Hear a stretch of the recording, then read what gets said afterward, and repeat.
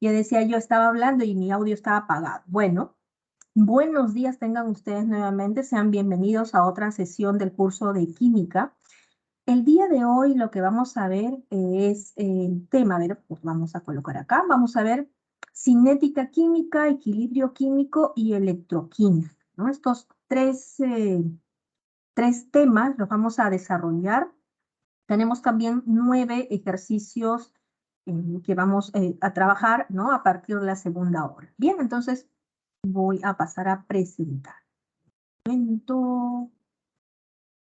A ver, me falta, a ver, ya, y también hoy sí, me parece que vamos bien y estoy conectada afortunadamente también con el celular, así que todo debería ir bien. A ver, voy a chequear aquí. Sí, efectivamente, estoy viendo acá la presentación. A ver. Ujú. Muy buenos días. Uy, solo que no puedo ver tu nombre. A ver. No, todo es importante. A ver. Buenos días. A ver, veamos los nombres. Mm, Ok, vamos a hacer. Les decía, vamos a ver este tema. Uy, me perdió la hoja. Un minuto, chicos. Ahí está. Vamos a colocar esto. Ujú. Eso. Muy bien. Anton. Aquí sí puedo ver un poquito más su nombre. Solo veo el apellido. Lo que pasa es que solo me aparecen los dos o tres primeros, las tres primeras letras del nombre aquí en el chat. Debe ser quizás porque es pequeño. Ah, pero si lo hago así, de repente se puede ver todo. A ver, vamos a ver. No, tampoco. Ya, vamos a comenzar. Muy bien, entonces hablemos de cinética química para empezar. Y cuando hablamos de cinética química, vamos a decir que un campo, claro, de la química, pero que estudia que se enfoca en dos puntos. Se enfoca en la velocidad, ¿no? La velocidad de las reacciones químicas, ¿sí? Y en el mecanismo. Cuando se refiere a mecanismo es cómo es que ocurre, ¿no? ¿Qué etapas comprenden el desarrollo de una reacción química? Entonces, la velocidad y los mecanismos, ¿no? Relacionados a una reacción. Y entonces, cuando hablamos de cinética, habíamos dicho que se refiere, primera parte, a la velocidad, ¿no es cierto? Y entonces, cuando hablamos de la velocidad de reacción, nos estamos refiriendo a la cantidad de sustancia, ¿no? Transformada por unidad de tiempo. ¿Mm?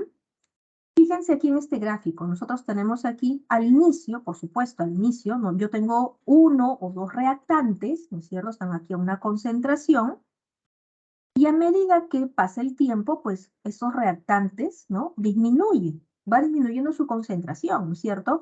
Y si los reactantes disminuyen, ¿quién va incrementando? Por supuesto, el producto empieza en cero, pero a partir de que inicia la reacción, el producto inicia el incremento de su concentración. Estas dos transformaciones, por supuesto, en función al tiempo, ¿cierto? Por eso decimos, insisto, que la velocidad de reacción mide la cantidad de sustancia transformada por unidad de tiempo. Y esto, ¿no? Esta es la velocidad de reacción. Fíjense aquí, tengo velocidad del reactante, velocidad del producto. En el caso de la velocidad del reactante, ¿sí? Vamos a establecer, fíjense, aquí yo tengo un símbolo cero, perdón, negativo, a diferencia de la velocidad del producto, donde tengo un signo positivo. ¿Por qué por qué tenemos este signo negativo acá? Porque ustedes entenderán que la concentración del reactante va disminuyendo, es decir, la concentración final, ¿no? O casi antes de llegar al final, ¿no? Es menor, ¿no? Que la de unos segundos antes. Por lo tanto, si yo hago la diferencia, ¿no es cierto? Acá, la diferencia de la concentración, una concentración final menos una concentración inicial, ¿no es cierto? Ese valor me va a dar un valor negativo. Y por lo tanto, yo coloco este símbolo negativo aquí adelante para que siempre la velocidad del reactante sea un valor positivo, ¿ah? Simplemente por este tema, ¿no? De la disminución de la concentración. En el caso del producto no hay problema porque la concentración va incrementando, entonces aquí, ¿no? Diferencial de concentración de producto entre diferencial de tiempo, ¿no? Importante, se expresa en mol por litro, ¿no? Mol entre litro por segundo. ¿Qué sucede? Ah, está. Listo. Tenemos teorías que nos hablan de, ¿no? Explican o tratan de explicar, ¿no? La velocidad de reacción. Vamos a poner. Y tenemos, por un lado, la teoría de las colisiones, ¿no? Tenemos acá, fíjense, los productos, ¿no? Acá están. Estos que sean 1 y 2, estos 3 y 4. ¿Está bien? Entonces yo tengo aquí 1 y 2. Listo. ¿Qué dice la teoría de las colisiones? Acá 3 y 4. ¿Qué dice la teoría de colisiones? Dice que para que dos partículas, acá está la partícula 1 y 2, que pueden ser moléculas o pueden ser iones, ¿no es cierto?, reaccionen químicamente, ¿qué debe ocurrir antes? Debe ocurrir un choque eficaz, como dice acá, ¿no? Debe ocurrir un choque eficaz, una colisión eficaz. ¿Y qué significa una colisión eficaz? Significa que cuando estas dos partículas se acerquen y colisionen, pues se acerquen en una orientación espacial adecuada, ¿no es cierto? Se choquen o colisionen de forma adecuada para que, pues, efectivamente se forme el producto, ¿no? Y una vez que se acercan, ¿no? Espacialmente de forma en orientación adecuada, ¿no? Tenemos este choque eficaz. Estas partículas deben o van a adquirir, ¿cierto?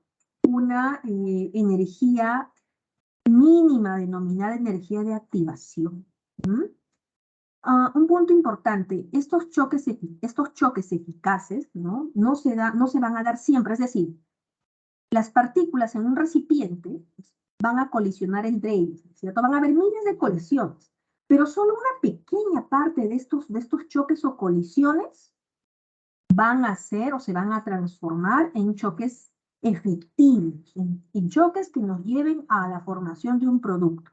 ¿Por qué? Porque una proporción grande, ¿no?, de estas colisiones van a colisionar de manera ineficaz. Y si colisionan de manera ineficaz, pues simplemente, si yo tenía acá 1 y 2, simplemente se acercan, pero nuevamente, era 1 y 2, ¿no? Nuevamente cambian, se alejan, ¿no? Colisionan no en una orientación que no les conviene, ¿no? Listo, y se van a lugares diferentes. Entonces, deben estar en una orientación adecuada y esto les va a permitir adquirir una energía mínima llamada energía de activación. La teoría del complejo activado. ¿Qué postula? ¿Qué dice esta teoría? Que para que los choques sean efectivos, es necesario que se forme un complejo activado de alta energía. Aquí está el complejo activado. Aquí lo tenemos con estos diagramas, ¿no? Que nos permiten justamente entender esto. Entonces, es necesario que se forme un complejo activado de alta energía. Este complejo activado, chicos, es una estructura de transición, ¿sí? Es un estado de transición. Ahora, por la colisión de la energía que deben ganar los reactantes o reactivos, ¿no?, para que se forme este complejo activado se va a denominar energía de activación. Estos reactivos o reactantes, para llegar a formar el complejo activado, tienen sí o sí como requisito, ¿no?, que ganar esta energía de activación. Pues solo aquellos reactantes o reactivos que llegan a formar el complejo activado, ¿no?, van a estar en capacidad a partir de este punto, a ver, ¿vamos hacia los productos o retornamos hacia los reactantes, ¿no?, si fuera el caso? Ahora, este complejo activado, como les acabo de decir, pueden llevarnos a los productos o podría descomponerse y retornar hacia los reactantes, ¿no? Pero aquí el kit del asunto es la formación del complejo activado, producto de haber adquirido esta energía de activación. Aquí ustedes pueden ver que la energía de los productos, acá vamos a hacer esta línea, la energía de los productos es mayor que la energía de los reactantes, ¿cierto? ¿Esto qué nos dice? Nos dice que se trata de una reacción endotérmica, es decir, que los reactantes necesitan absorber calor, ¿no? Es decir, un delta de H mayor a 0, necesitan absorber calor para formar el complejo activado y así el producto. En cambio, aquí a la derecha, fíjense, los productos tienen una energía menor, vamos a colocar, menor que la energía de los reactantes. En este caso se trata de una reacción del tipo exotérmica, es decir, que estos reactivos o reactantes, ¿no? Forman el complejo, forman los productos, y estos productos son tan estables, es decir, energéticamente son favorecidos, ¿no? Y eso se demuestra a través de la liberación de calor. Es una reacción exotérmica, un delta de H menor a 0. Bien, y el delta de H de la reacción, el delta de H de la reacción total será igual al H de los productos, ¿no es cierto? La energía de los productos menos la energía, el H de los reactantes o reactivos. Entonces, eso es lo que nos dice la teoría del complejo activado, ¿no? Fíjense que la teoría de colisiones no habla de complejo activado, entonces hay una diferencia, ¿no? Factores que afectan la velocidad de reacción. Vamos rapidito acá. Y entonces, temperatura. ¿Por qué la temperatura afectaría la velocidad de reacción? Claro, ¿qué pasa cuando yo incremento temperatura en un sistema? Las partículas, ¿no? Empiezan a moverse, ¿no es cierto?, más rápidamente entre ellas, adquieren movimiento. Y ese movimiento significa que van a colisionar entre ellas. Entonces, a un mayor número de colisiones, ¿no es cierto?, tenemos una probabilidad, mayor probabilidad de que estos choques sean efectivos y por lo tanto vamos a tener una mayor velocidad de reacción. ¿Ah? Al haber mayor número de colisiones, esto lo provoca la temperatura, mayor velocidad de reacción. Grado de división. A menor tamaño de partícula, mayor velocidad de reacción. ¿Por qué? Fíjense aquí, una sustancia, ¿no? Está en un solo bloque. Aquí se dan este número de colisiones, los que ven, ¿no? Los puntitos rojos, 1, 2, 3, 4, 5, por ejemplo, ¿no? Sin embargo, si yo subdivido, ¿no? Subdivido esta sustancia en partículas pequeñitas, pues voy a tener la probabilidad de un mayor número de colisiones, ¿no es cierto? Un mayor número de colisiones porque tengo mayor superficie. A ver, aquí tengo 1, 2, 3, 4 y aquí tengo, ¿no? Y acá tengo 1, seguramente ya, ¿no? Si yo junto las líneas que acabamos de este cuadro y de este cuadro, pues acá tengo mayor superficie. Y un mayor número de superficie, ¿no? Nos habla de un menor tamaño de partícula. Por lo tanto, conclusión, mayor velocidad de reacción. Concentración de los reactivos, acá similar. Fíjense aquí, un frasco, y acá vemos, ven ustedes estas estrellitas, esta es una colisión, ¿no? Una colisión, vamos a colocar acá, 1, 2, ¿cierto? 2 colisiones. En cambio acá, más apretaditos, 1, 2, 3, 4. Chicos, ¿me están escuchando bien? Uy, acá yo tengo un mensaje, pero no sé, dice que mi micro está fallando. Ah, profesor, uy, creo que de la otra sala. Chicos, ¿me confirman si me están escuchando, por favor? A ver. Sí se le escucha, Miss. Ah, ya, listo. Entonces es de la otra aula que me sale acá un mensaje, no está preocupado. Listo, entonces decíamos que en el segundo frasco hay un mayor número de colisiones. Y entonces, al tener un mayor número de colisiones producto de una mayor concentración, también tenemos mayor velocidad de reacción, ¿no? Hasta ahorita estos 3 factores, fíjense, afectan de forma positiva a la velocidad de reacción. Presencia de catalizadores. Presencia de catalizadores. Y entonces acá la pregunta es, ¿qué es un catalizador? Un catalizador es una sustancia que aumenta la velocidad de reacción y que puede ser recuperado sin cambio químico al final. Esta es una característica de los catalizadores. Son como aceleradores, podríamos, ¿no? Un poco, si quisiéramos utilizar ese término, lo más parecido a lo cotidiano. Es una sustancia química, claro, que acelera una reacción, pero que no se involucra químicamente. ¿no? No forma ningún enlace con los reactantes y mucho menos con los productos, ¿ya? Entonces, tanto así que al final yo lo puedo volver a recuperar. Eso es una característica de los catalizadores. Acá, por ejemplo, algo presionado. Sin catalizador, la línea en azul, ¿no? La reacción 1, es una reacción, ¿no? Reactantes, acá tengo el complejo activado, esta es la energía, ¿no? Necesaria para que ocurra. Listo. Y los productos.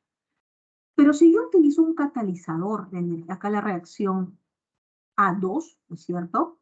¿Qué es lo que estoy haciendo? Estoy favoreciendo, aumentando la velocidad de la reacción. ¿Y cómo hago, cómo favorezco, cómo aumento la velocidad de reacción? Pues haciendo que la energía del complejo activado, ¿cierto? Fíjense, va a disminuir de este punto hasta este punto, ¿no? Entonces, una menor energía en el complejo activado me habla del uso de un catalizador. Entonces, con un catalizador, esta barrera del complejo activado es menor y por lo tanto, aquí, ¿no? Formo también los productos. Insisto, los catalizadores incrementan la velocidad de reacción. Y estamos viendo, ¿no? Su efecto respecto a la energía del complejo activado. Acá podríamos decir, a ver, EA1, ¿no es cierto? EA1 es mayor que EA2. Claro, y EA2 es con el catalizador. De la misma forma tenemos también inhibidores. Un inhibidor o catalizador negativo, ¿no? Porque el efecto es el opuesto, ¿no? Si el catalizador se va a una esquina, el inhibidor está en la esquina opuesta, como si fuera, ¿no? Tanto así que ustedes lo pueden encontrar en la teoría como inhibidor o catalizador negativo. Entonces, siendo así, este es una sustancia que disminuye la velocidad de reacción, ¿cierto? Y que actúa como, actúa destruir. Si estuviera el catalizador presente, el inhibidor lo que hace es destruye al catalizador, ¿no? O también puede reaccionar con las especies intermedias, ¿no? De tal forma que ahí trata detiene, ¿no? Entorpece la reacción.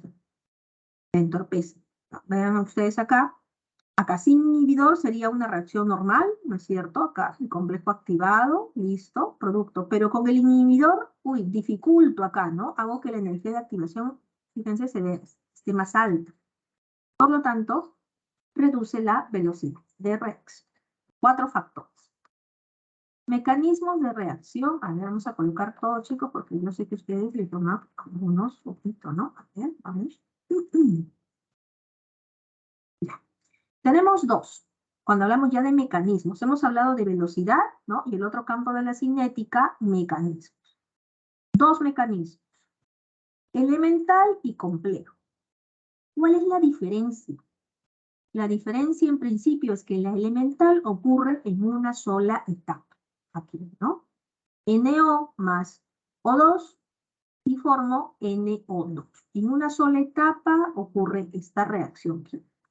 Compleja, ¿no? Yo tengo acá H2 y Cl, y en realidad la reacción global, ¿no? Es decir, aquí, ¿no? Esta sería si yo las quisiera comparar, debería comparar estas dos, porque esta es la reacción global, pero para que ocurra esta reacción global, pues tienen que ocurrir estas 2 reacciones antes. ¿Se dan cuenta? En cambio aquí, esto ocurre en un solo paso. Aquí para que ocurra, para que veamos estos productos, tenemos aquí 2 reacciones previas. Por supuesto que se dan muy rápidamente, ¿no? Pero eso cambia completamente la cinética de una reacción química. Ahora, vamos, ya sabemos cómo diferenciarlas. La ley de velocidad. La ley de velocidad, ¿no? Es igual a K, una constante, por las concentraciones. Estos corchetes siempre se refieren a concentraciones, ¿no? Concentraciones de NO y oxígeno diatómico. En realidad es proporcional, ¿no? A las concentraciones de los reactantes. Acá está el reactante 1, reactante 2, ¿cierto? Si hubiera un reactante 3 también iría ahí. También tenemos casos donde hay un solo reactante o reactivo. Va muy bien. Entonces, por la concentración de los reactantes elevado al coeficiente estequiométrico de esos reactantes. Por eso, cuando hablamos de cinética química, sí o sí tenemos que tener balanceada nuestra reacción. Lo mismo, la ley de velocidad en una reacción compleja. Y si yo quiero hacer, ¿no?, la comparación, podríamos decir la ley de velocidad en una reacción compleja, ¿no?, se esperaría, se realiza con esta reacción global. Pero no nos equivoquemos. En una reacción compleja, la etapa lenta es la que determina la ley de velocidad. Chicos, esencial. ¿Ya? ¿Eso qué significa? Que para redactar, para escribir la velocidad de reacción, la ley de velocidad, perdón, la ley de velocidad, fíjense, velocidad, aquí estamos al mismo nivel, ¿no? Velocidad igual a K, constante, concentración de H2. Profesora, la H2 por ICL, ya. Pero profesora, aquí dice 2 y acá tengo 1. Claro, ¿por qué? Porque se la determina la etapa lenta. ¿Y cuál es la etapa lenta? Esta es la etapa lenta. Esta es la reacción que yo tengo que tener en cuenta para la ley de velocidad. Fíjense. Coeficiente 1, coeficiente 1. ¿Sí? Coeficiente 1. ¿Ya? Por favor, aquí, importantísimo, ¿no? Importantísimo. A ver, retornemos acá. Elemental. Orden parcial del NO. El orden parcial de velocidad del NO es 2. ¿Por qué? Porque es al número que esté elevado y que viene de su coeficiente. Orden parcial del O2, acá 1, y viene acá de su coeficiente 1, ¿no es cierto? Y si a mí me preguntan cuál es el orden total de velocidad de esta reacción, entonces ahí simplemente hago la sumatoria, ¿no? 2 más 1, 3. Es decir, a mí me pueden preguntar cuál es el orden parcial de velocidad del NO, cuál es el orden parcial de velocidad del O2, me pueden preguntar cuál es el orden total de la reacción. Y para eso yo tengo que tener clarísimo aquí mis coeficientes estequiométricos. ¿Ah? Listo, entonces, vamos. Equilibrio, y ahora hablamos de equilibrio. Hemos visto velocidad, mecanismo. Ah, acá me faltó un punto, me faltó comentar aquí algo esencial. Crucial, especie intermediaria. Hemos visto, ¿no?, en la reacción compleja 2 etapas. ¿Qué es lo que ocurre aquí? En la primera etapa, fíjense, reaccionan, ¿no?, los reactantes, se forma esta especie y se forma esta segunda especie. Y característico de las reacciones complejas es la formación de un intermediario, ¿no? Ustedes en los ejercicios los pueden encontrar como especie intermediaria, intermediario, compuesto intermediario. Pero ¿cuál es el objetivo de esta especie? Aparece o se forma solamente, ¿no?, como apoyo, como soporte para propiciar la formación de los productos. Se forma, fíjense, en la etapa rápida, ¿no? Lo tenemos acá como reactante, nuevamente reacciona con el ICL y aquí se está consumiendo, es decir, en la etapa lenta se forma y en la etapa rápida se consume. Es por eso que ustedes lo ven aquí con una línea azul. Esa es una característica de las especies intermediarias. Se forman y desaparecen en las siguientes etapas. La especie intermediaria es como un soporte, nada más, ¿sí? Y solamente, insisto, lo tenemos en reacciones complejas. No en las elementales, ahí no. Ahí no. Muy bien. Equilibrio químico. Y entonces, en el caso de equilibrio químico, algo característico. ¿Qué es el equilibrio químico? Es un estado, pero que alcanzan ¿quiénes, chicos? Solo las reacciones reversibles. Las reacciones reversibles aquí. ¿Cómo sabemos que es una reacción reversible? Por la doble flecha, ¿no? Recordemos, semanas previas hicimos este ejercicio, ¿no? Identificamos tipos de reacciones y habíamos dicho que las reacciones reversibles, ¿no?, son reacciones que ocurren en sentido directo e inverso, ¿no es cierto? Tanto como formación de productos, como también, a partir de los productos, formación de reactantes, ¿no? Entonces es un equilibrio. donde lo que el sistema busca es mantener, ¿no? Mantener constantes las concentraciones tanto de reactantes como de productos. Eso es equilibrio químico. Y entonces hemos visto esta doble flecha, ¿no? Esta doble flecha de reversibilidad. A ver, ¿cuáles son esas condiciones de equilibrio? Cuando vamos de los reactantes hacia los productos, hablamos de una velocidad, ¿no? Directa. Por eso tienen acá D. Esto es velocidad directa. La velocidad, ¿no? Directa, y de los productos hacia los reactantes, ¿no? Se habla de una velocidad inversa. ¿Listo? Pero ¿qué pasa en el equilibrio? Pues en el equilibrio, ¿no? En el equilibrio todos ganamos, eso es ganar, ganar, ¿no? Todos ganan productos y reactantes. Entonces, en el equilibrio, las velocidades, ¿no? Son iguales. ¿Sí? La velocidad directa e inversa son iguales, ¿no? Y aquí se habla, dice, por lo cual el equilibrio químico es dinámico. Claro, pasa de que si ocurre alguna situación, algún factor externo, ¿no? Que altere la concentración o las condiciones de los productos o reactantes, el equilibrio químico, ¿no? Se va a mover, va a tratar de compensar esos efectos externos para mantener el equilibrio, ¿no? Por eso se dice que es dinámico, no se detiene, está en constante movimiento, tratando de que, ¿no? Ambas partes de la reacción, ¿no? Se mantengan las concentraciones. Bien, la constante de equilibrio en función de las concentraciones. ¿Sí? K sub C, así lo vamos a denotar, ¿no? Cuando ustedes encuentren K sub C, es la constante de equilibrio, pero en función a las concentraciones, ¿no? Y se define de esta forma.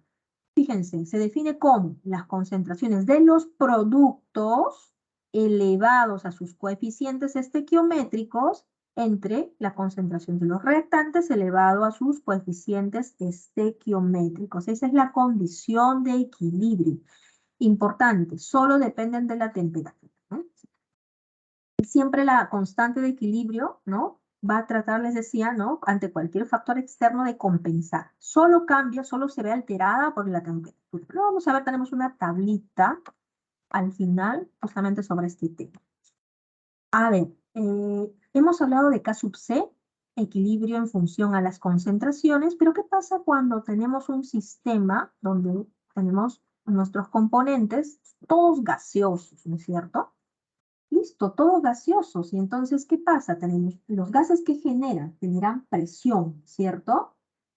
Y entonces, en ese sentido, nosotros podemos expresar la constante de equilibrio en función a las presiones parciales de los gases que se encuentran en esta reacción química.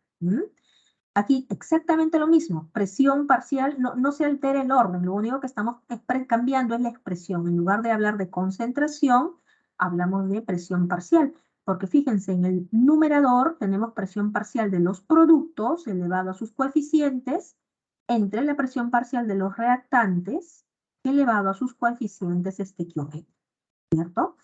Ahora, ¿cómo relacionamos K sub P y K sub C? ¿Podemos? Por supuesto.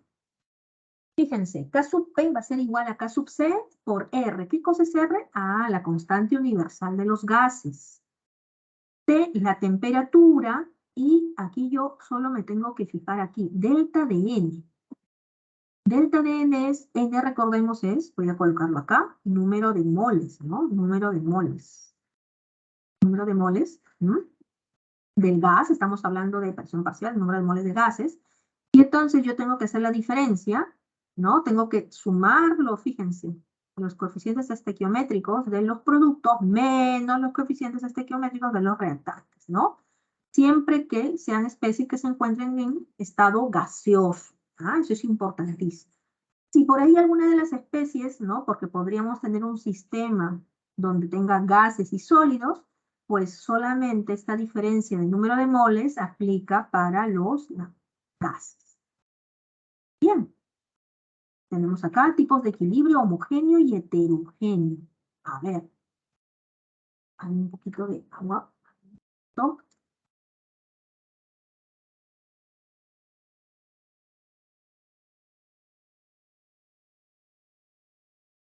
mejor. Entonces, cuando hablamos de un equilibrio homogéneo, se trata de que los reactantes y los productos se encuentran en una misma fase. Miren, en una misma fase. Ya sea gaseosa, ¿no? Líquida, ¿no? Pero todos en una misma fase. Y aquí, a ver, gas, gas y gas. ¿Listo? Vamos a marcarlo. ¿No? Aquí para que... ¿Dónde está llegando? ¿Dónde está llegando? Acá está, ahora sí. Aquí, ¿no? En una misma fase. Listo. Entonces, siendo así, tanto K sub C como K sub P, pues van a estar expresadas, ¿no? Por la concentración de, en este caso, producto elevado, ¿no? Elevado al coeficiente estequiométrico, en el equilibrio, ¿no? Entre la concentración de los reactantes elevado a sus coeficientes. K sub P exactamente igual, simplemente que en lugar de expresarse en función de concentraciones, se expresa en función a presiones parciales. ¿Listo? Equilibrio heterogéneo. A ver, cuando en el sistema hay dos o más fases. A ver, empezamos a ver. A ver, vamos. Primero vamos a marcar quiénes están. Acá están los gases. Aquí tenemos otro gas. Pero yo veo acá sólido y sólido. Entonces vamos a marcarlo de otro color. Porque claramente estamos viendo que no están en la misma fase, ¿no? Ahora sí vamos a retornar a mi plumita. Ya está. Entonces aquí yo veo una diferencia. No tengo todo en una sola fase. Tengo sólido y tengo gas. En ese momento estamos identificando un equilibrio heterogéneo. De momento. Entonces, ¿qué va a ocurrir acá? La expresión de K sub C y K sub P, ¿quiénes van a intervenir? ¿No? ¿Qué especies son las que van a intervenir? Bueno, en este caso, ¿no? Solo deben tomarse en cuenta la concentración de las sustancias cuya concentración varía. Y entonces las concentraciones, chicos, de los sólidos, concentraciones de los sólidos y de los líquidos puros, acá está solamente tenemos sólidos acá, pero si tuviéramos sólidos y líquidos puros, es decir, fundidos, ¿no es cierto? No se van a considerar. ¿Por qué? Porque son constantes y se incluyen en la constante de equilibrio, ¿ya? Entonces yo solamente voy a tomar en cuenta las especies que se encuentren en estado gaseoso o acuoso, nada más. Líquidos y sólidos, afuera, ¿ya? Y es por eso que ustedes ven aquí, K sub C, solamente el SO2 en equilibrio elevado al cuadrado entre del producto, solamente acá lo voy a colocar, ¿ya? Ellos no son tomados en cuenta, ¿sí? Así de crudo. Oxígeno 2 elevado a su coeficiente. K sub P igual. ¿No?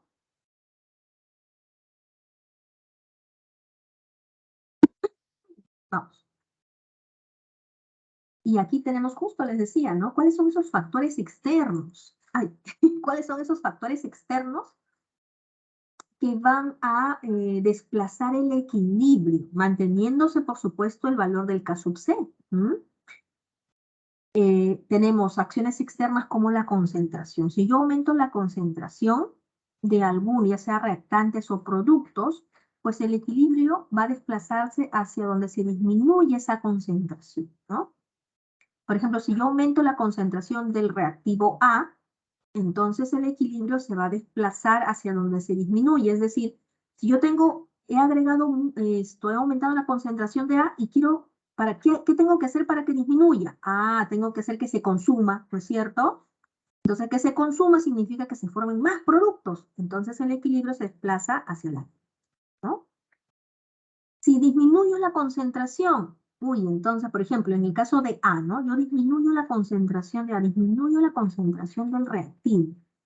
Y entonces, ¿qué hago? Ah, listo. Como el sistema quiere compensar esa acción de disminución del reactivo A, entonces hace que perdón, o el desplazamiento, ¿no? Vaya hacia donde se aumente, ¿no? Se aumente. ¿Cómo hago que se aumente la concentración? Pues voy ¿no? De derecha hacia la izquierda. Ajá. hago que el equilibrio se desplace, es decir, que de los productos, ¿no?, se vuelva a formar un poquito más del reactivo A, porque he disminuido su concentración. Entonces, es de esa forma como funciona el principio de Le Chatelier, tratando de compensar estas acciones externas, como aumento de presión o presencia de un catalizador. Fíjense, ¿qué hace la presencia? Vamos a verlo. ¿Qué ocasiona la presencia de un catalizador? Primero, aquí recordemos algo, el catalizador aumenta la velocidad, directo o inverso, ¿no? Aumenta la velocidad. El inhibidor, ¿no? Al contrario, ¿no? Un efecto contrario. Pero el catalizador aumenta la velocidad. El catalizador no provoca desplazamiento del equilibrio químico. Son dos cosas diferentes. ¿Ya? Porque la velocidad, recordemos, la velocidad de reacción es K por la concentración de los reactantes, ¿no?, elevado a sus coeficientes. Y el equilibrio, no, el equilibrio del K sub C, por ejemplo, es igual a la concentración de los productos elevado a sus coeficientes entre la concentración de los reactantes elevado a sus coeficientes. Cosas diferentes. Relacionadas, sí, pero diferentes. Entonces, la presencia del catalizador solo aumenta la velocidad, mas no desplaza el equilibrio. Y la temperatura. Recuerdan que cuando vimos esto, hace 2 diapositivas hablábamos de condiciones del equilibrio químico. Y decía que solo se altera por la temperatura. Aquí está, ¿no? Cuando la acción externa es la temperatura, ya sea disminución o aumento de temperatura, también el sistema va a tratar de compensar, por supuesto. Es como un ser viviente, ¿no? Disminuye, si la acción externa es disminuir la temperatura, pues ¿no?, va a generar o va a desplazarse hacia donde aumente, ¿no? Y si yo disminuyo el calor, pues hacia donde, ¿no? Si yo aumento, perdón, calor, hacia donde disminuye, ¿no? Tratando de compensar. Pero aquí sí hay algo esencial, fíjense. En el caso de una acción externa, temperatura, el K sub C sí cambia, sí. Aquí, por favor, no nos podemos olvidar de esto. Y lo mencionan las 2 diapositivas previas, ¿no? La temperatura afecta el K sub C. K sub C o K sub P también, ¿no? Que es lo mismo en este caso. ¿Ya? Listo. Principio de Le Chatelier. Y ahora hablemos de electroquímica. A ver, vamos a hablar de electroquímica. Tenemos dentro de electroquímica 2 procesos. Procesos electrolíticos y procesos galvánicos. Los procesos electrolíticos se caracterizan ¿por qué? Porque yo tengo que, ¿no?, proveer de corriente eléctrica para que ocurra una reacción redox, ¿sí? En un proceso electrolítico o electrólisis, pues la reacción redox no es espontánea. Yo tengo que aplicar corriente eléctrica para que esta ocurra. Eso es lo que vemos nosotros en los procesos de galvanizado o plateado, ¿no?, aureado, cobreado, cromado. Todos esos son procesos electrolíticos. Tenemos que aplicar corriente eléctrica para que ocurra la reacción redox. En un proceso galvánico es lo contrario. La reacción redox es una reacción espontánea, ¿no? Primero se da la reacción redox, reacción espontánea, y esta genera corriente eléctrica. Baterías y pilas. ¿Qué sería de nosotros si no tuviéramos una pila para el control remoto del televisor? ¿No es cierto? El control remoto funciona porque tiene una pila.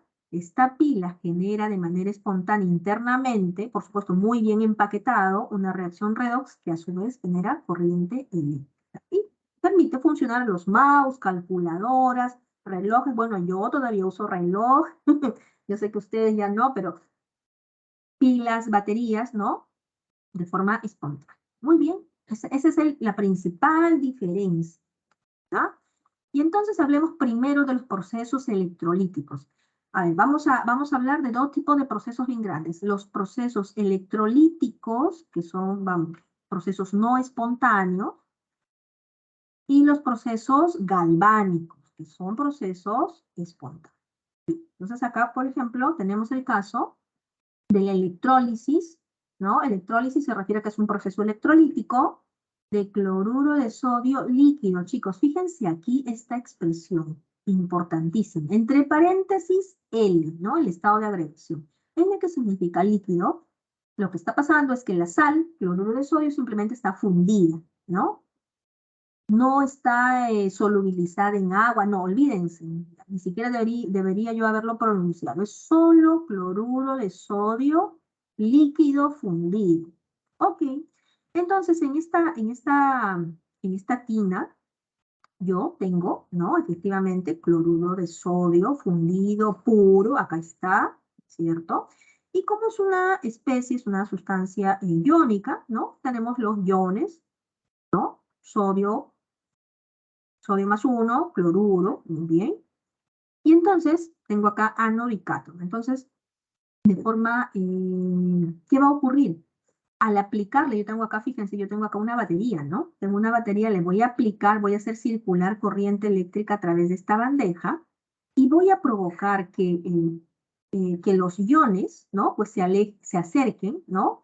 Hacia el ánodo o hacia el cátodo. En este caso, el sodio migrará, ¿no? El catión sodio va a migrar hacia el electrodo negativo, ¿no? ¿Por qué? Porque el catión, ¿no? Requiere de un electrón para formar una especie estable, que sería sodio cero. Por otro lado, ¿no? Tenemos acá el cloruro, ¿no? Que va a migrar hacia el electrodo positivo o ánodo. Estos nombres, electrodo positivo, ánodo, electrodo negativo, cátodo, son nombres que se dan por convención en el campo electroquímico, ¿ya? Entonces el cloruro se va a acercar al ánodo, ¿por qué? Porque el cloruro, ¿no? Simplemente va a liberar acá electrones para formar una especie más estable, que es el cloro 2. Recuerden que siempre las reacciones se dan para formar especies más estables, ¿no? Conclusión, tenemos en el cátodo tenemos el proceso de reducción, porque el sodio pasa de +1 a 0, ¿no? Requiere un electrón. Y en el ánodo tenemos la oxidación, pero aquí tenemos dos cloruros que pasan a cloro 2. Para que ocurra esta semireacción, ha sido necesario transferir dos electrones. ¿Por qué? Porque se transfieren un electrón por cada átomo. Yo tengo aquí 2. No, si no, no se podría formar cloro 2, ¿no? Naturalmente. Bien, entonces, aquí, fíjense, tengo un electrón acá, tengo 2 electrones, ya las masas están balanceadas, me falta balancear la carga. Entonces tengo acá que multiplicar por 2, ¿no? Este 2 aplica tanto a él como a él. ¿Y por qué lo estoy multiplicando? Para que aquí arriba yo tenga 2 electrones y pueda hacer esto. Si no, no se pueden ir ¿no? No podemos simplificar los electrones. Esa simplificación en realidad lo que quiere decir es que hay una transferencia del mismo número de electrones entre las dos semireacciones, ¿no? Luego aquí ya hago la sumatoria, ¿no? Acá está, fíjense, líquido, líquido, todo líquido, y acá gas nada, ¿no? Estos son los productos de la electrólisis de cloruro de sodio líquido, insisto, ¿no? Cloro diatómico y sodio metal. Proceso electrolítico. Ahora, fíjense. Acá. Reglas prácticas, dice, para predecir los productos de la electrólisis en soluciones acuosas. Claro, fíjense, si yo tengo solamente una especie como el cloruro de sodio, ¿no? Fundido, no hay nadie más, pues allí, naturalmente, ¿no? Uno va a oxidarse, el otro va a reducirse, ¿ya? Pero ¿qué pasa si yo tengo ya más especies, ¿no? En mi bandejita, pues, por ejemplo, ¿no? Agregamos agua, ¿no? Porque recuerden que cuando decimos soluciones acuosas, significa que tenemos presente agua. Y entonces, ¿por qué tenemos una regla para predecir los productos cuando hay presencia de agua? Porque el agua también se oxida y se reduce. Pero ahora necesitamos saber en qué casos el agua se va a oxidar y se va a reducir. Y acá tenemos justamente estas reglas, ¿no? Cuando se trata de cationes metálicos, grupo 1A o 3 o 2A y sodio, y aluminio, en ese caso ellos son muy débiles, ¿no? Se van a reducir y es el agua el que va a tomar su lugar, ¿no? En el cátodo. Y acá está la reacción. Los otros cationes metálicos de transición, cobre, plata, oro, cadmio, en fin, ellos sí se van, en medio aquoso se van a reducir. Los únicos que van a ser reemplazados, ¿no? Por el agua son estos que tenemos acá. ¿Y en el ánodo qué ocurre? Mira, en el ánodo yo me tengo que preocupar cuando en la solución, en esta solución acuosa, tengo presencia de oxoaniones. Ajá. ¿Por qué? Porque cuando se tratan de estos específicamente, ¿no? Sulfato, nitrato, carbonato, perclorato, ellos no se oxidan en medio acuoso, pero no se oxidan ¿por qué? Y hay que tener claro este criterio, debido a que el no metal, ¿quién es el no metal? Azufre, nitrógeno, cobre, cloro, esos no metales están actuando con su mayor estado de oxidación. Entonces, ante la presencia de estos oxoaniones, debido a que el no metal actúa con su mayor estado de oxidación, pues el agua es la que sale al frente y dice, yo me voy a inmolar, yo me voy a oxidar. Y forma O2 en el ánodo. Chicos, aquí tengo yo algunos oxoaniones, ¿no es cierto? Y recuerdan ustedes, en su momento se les brindó una tabla con más, muchos más. Tenemos clorito, ¿no? Hipoclorito, clorito, clorato, perclorato. Entonces, en el caso del perclorato, listo, ahí actúa con su mayor estado de oxidación, pero y en los otros, en el hipoclorito, en el clorito, allí no. Entonces, si no recordamos cuáles son estos oxoaniones, la tarea que les corresponde es calcular el estado de oxidación. Entonces, a partir del cálculo de estado de oxidación, ustedes dicen, ah, es el mayor, listo, ya descartado. Pero si es un estado de oxidación diferente, allí sí, el oxoanión será el que se oxide, ¿ya? Este es el requisito, no sé cómo marcarlo así un poco más para que quede súper claro, ¿no? Ese es el criterio que yo tengo que seguir. El verde no, el verde lo oscurece. Eso. Bien, entonces ya teniendo en cuenta estas, estas reglitas para establecer quién se va a oxidar y quién se va a reducir, vamos a ver dos casos. Dos casos.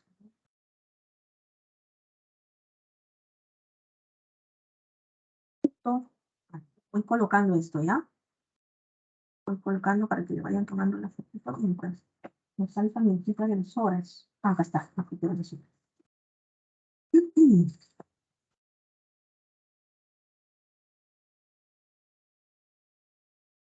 Tiene que ser muy olvidado.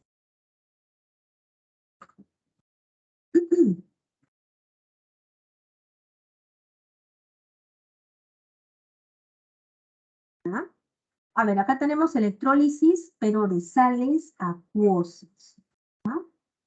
A ver, vamos a ver esto.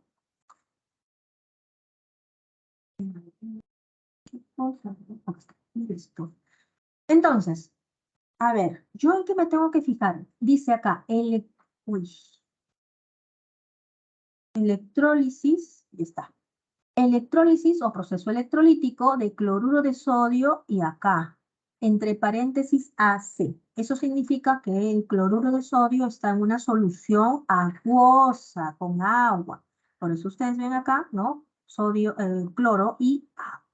Okay. Aplicamos, ¿no? Una corriente eléctrica, la hacemos pasar a través de este sistema, ¿no? De esta bandeja, de esta cubeta, así se denomina cubeta electrolítica. Y entonces, ¿qué ocurre? Bueno, aquí la pregunta es ¿quién se oxida y quién se reduce? Vamos por el más fácil, vamos por la oxidación en el ánodo. Entonces, tenemos el ion cloruro y el agua. Entonces, en este caso, el que se va a oxidar es el ion cloruro. ¿Por qué? Porque no se trata de un oxoanión, no se trata del sulfato, nitrato, ¿no? O carbonato o perclorato. Entonces, en ese caso, el ion cloruro va. Y en la reducción, aquí sí yo tengo el ion sodio del grupo 1A. Entonces, la regla dice que si se trata de elementos del grupo 1A, 2A o aluminio, el agua toma su lugar y se reduce. Y acá tenemos la reacción, ¿no? El agua forma hidrógeno molecular. Por lo tanto, acá tenemos los dos productos, ¿no? En el ánodo, donde está el ánodo, tenemos cloro 2 y en el cátodo hidrógeno diéto. Recuerden, esto es porque se trata de la electrólisis de cloruro de sodio acuoso. ¿Mm? Listo, a ver, siguiente. Y ahora, ¿qué pasa con el sulfato de cobre? Uy, a ver, vamos a ver. Primero recordando, a ver, el sulfato. El sulfato es un oxoanión donde el azufre presenta su máximo estado de oxidación. Listo. Obligamos, ¿no? Hacemos pasar una corriente eléctrica por este sistema. Listo. ¿Qué tenemos aquí? Cobre, sulfato, agua. Muy bien. Entonces, en el cátodo tenemos el cobre más 2. A ver, tengo aquí el cobre más 2, ¿no? Y el agua. Entonces, el ion cúprico, pues él es el que se va a, ¿no? Reducir. El agua queda relegada, ¿no? El agua es débil, en este caso su potencial, vamos a decir, es menor. Por lo tanto, es el cobre el que se va a reducir. En el ánodo, profesor, aquí yo tengo el ion sulfato. Pero ya hemos explicado lo del estado de oxidación. Por lo tanto, él queda descartado, ¿no es cierto? Y el agua se va a oxidar. Fíjense cómo cambia totalmente, ¿no? Los productos en una celda electrolítica a partir de la presencia de, ¿no? Elementos del grupo 1A, 2A o aluminio más 3. O también la presencia de oxoaniones con, estados de oxidación, ¿no? Para con mayor estado de oxidación del metal, ¿no? Entonces, cambia totalmente, ¿no? Cambia totalmente el panorama. El producto, y justamente es eso lo que nos van a preguntar a nosotros. Aquí falta algo pequeñito, solución acuosa. Siempre ustedes van a encontrar aquí AC. Eso, AC. Esto, solución acuosa de sulfato de. Muy bien, sigamos.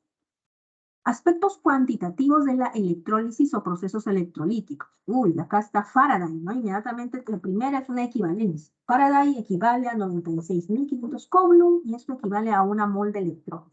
Eso lo utilizo yo para la parte de estequiometría inclusive.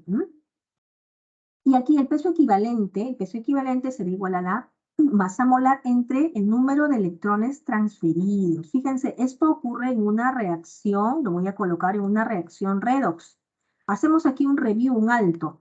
El teta, cuando se trata de un ácido, es igual al número de iones hidrógeno transferidos. Cuando es una base, es igual al número de iones OH transferidos. Cuando se trata de una sal, el teta es igual a la carga total del ion, ¿no? ¿De acuerdo?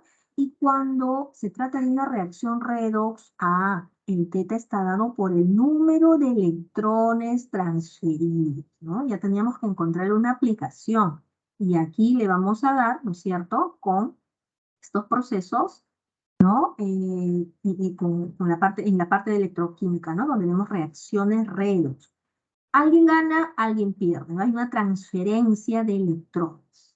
Muy bien, acá por ejemplo, peso equivalente del sodio, ¿no? Para pasar de +1 a 0, yo siempre hago esta tarea, ¿no? Digo así, ¿vale? Acá está +1, acá está mi 0. Entonces de +1 a 0, un electrón, ¿no? Para que se forme esta especie. Por lo tanto, acá está, un electrón. O sea, el teta es electrón transferido, 1.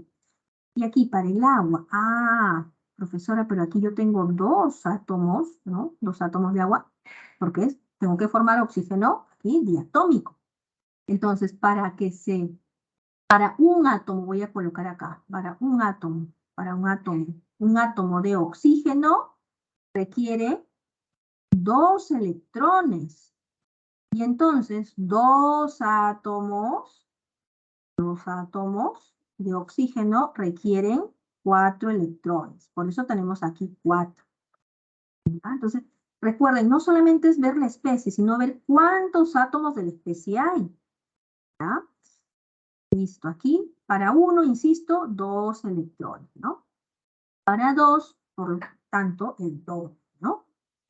Profesora, ¿y por qué? Porque recuerdan, esto es un hidruro. Aquí está como -2, ¿no? ¿Recuerdan el estado de oxidación? Creo que sí, hemos hecho. -2, en cambio aquí está 0. Entonces, de -2 a 0 son 2 electrones, pero para un átomo. 2 átomos, 4. ¿Ya? Bien, entonces ahora que las leyes. Uy, justo, vamos. Los aspectos cuantitativos. Tenemos primera y segunda ley de Faraday, ¿no? La primera nos dice que la masa es proporcional a la la masa, ¿no?, de una sustancia química cualquiera, ¿no?, producto de un proceso electrolítico, es directamente proporcional ¿a qué? A la corriente que pasa a través de esa celda. ¿Listo? Importantísimo las unidades, ¿no? Coulomb, ampere y el tiempo sí o sí siempre en segundos. ¿Ya? Estas también son equivalencias que hemos visto en la diapositiva anterior. Primera ley de Faraday. Segunda ley de Faraday. La segunda ley dice que esto es una celda, acá está, una celda, dos celdas, yo puedo tener a partir de dos o más celdas, ¿sí? Y entonces, ¿qué se cumple entre estas celdas? Se cumple lo siguiente, ¿no? Si yo tengo dos o más celdas en serie, es decir, están conectadas así como esta, ¿no? Donde fíjense el flujo de electrones, ¿no? Está interconectada entre ellas, ¿m? Por sus electrodos, aquí en los electrodos A, B, C y D, en cada uno de estos electrodos se va a obtener la misma cantidad de equivalentes gramos de las sustancias. ¿Cómo es eso? Ah, fíjense, se cumple lo siguiente, que el número de equivalentes gramos de la especie A es igual al número de equivalentes gramos de la especie B, igual al número de equivalentes gramos de la especie C, igual al número de equivalentes gramos de la especie D. ¿Y qué cosa es un equivalente gramo, profesora? Ah, es la masa entre el peso equivalente. Entonces, esta es la segunda ley de Faraday. Aquí un poquito.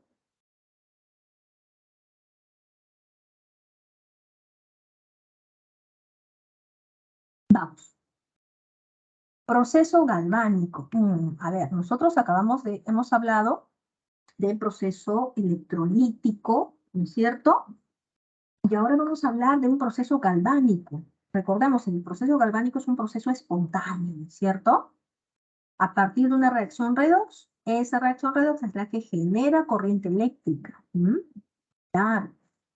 Bien, entonces, ¿cómo funciona? Primero, recordemos acá las partes. Esto que tengo acá es una cubeta electrolítica. Perdón, esto es un proceso galvánico. Esto es una cubeta 1, ¿no? Cubeta 2.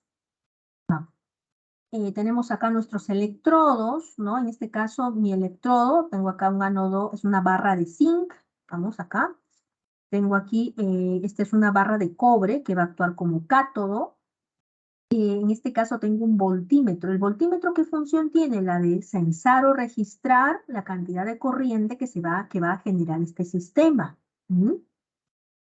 En esta cubeta, en esta bandeja, yo tengo el electrolito, que es sulfato de zinc acuoso, y esto nos dice algo, ¿no? Y en esta cubeta tengo sulfato de cobre acuoso también. Entonces, si yo veo acuoso ya inmediatamente y tengo cobre y sulfato, yo ya sé que el sulfato pues no va a hacer nada, ¿no? Porque es un oxoanión con máximo estado de oxidación. Lo mismo pasa acá. Lo que vaya a ocurrir, pues el sulfato no va a intervenir, ¿no? El sulfato se va a quedar ahí relegado. Muy bien. O sea, son el sulfato y el cobre. Vamos a ver qué ocurre en esta celda, ¿no? Cómo funciona esta celda galvánica. Y entonces tenemos lo siguiente. A diferencia de un proceso electrolítico, ¿no? La celda del ánodo, ¿no?, y del cátodo están separadas, como ustedes pueden ver, pero están unidas a través de un puente salino que es el que va a permitir la transferencia de electrones, ¿sí? Puente salino, ¿no? Normalmente cloruro de sodio acá, ¿no? Acuoso.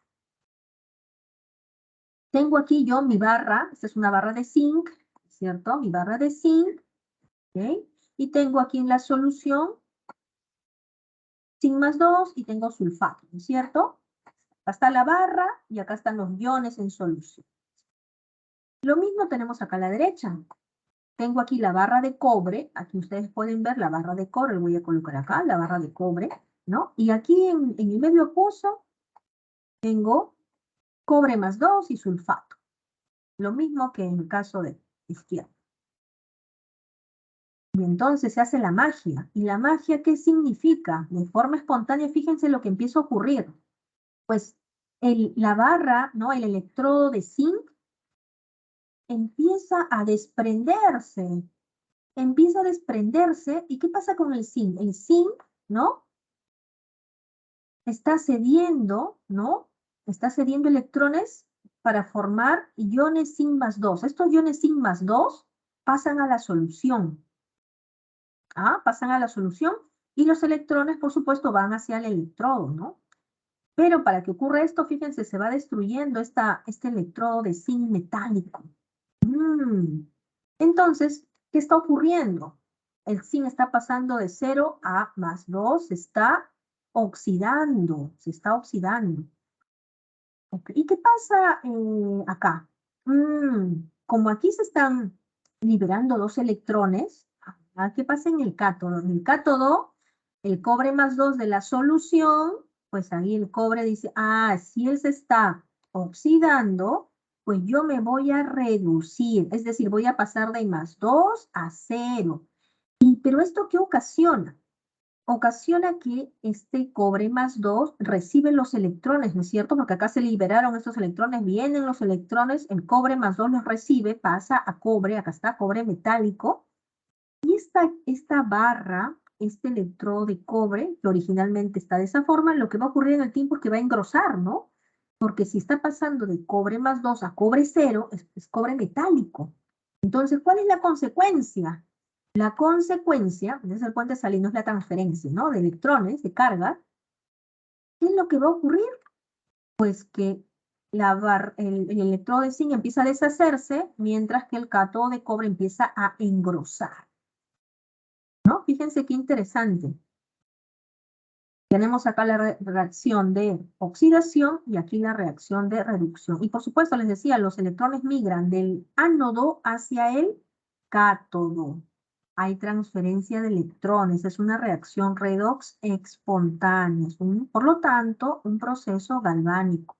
Y con mi voltímetro yo estoy sensando cuánto de corriente genera este sistema. En este caso, genera 1,10 voltios.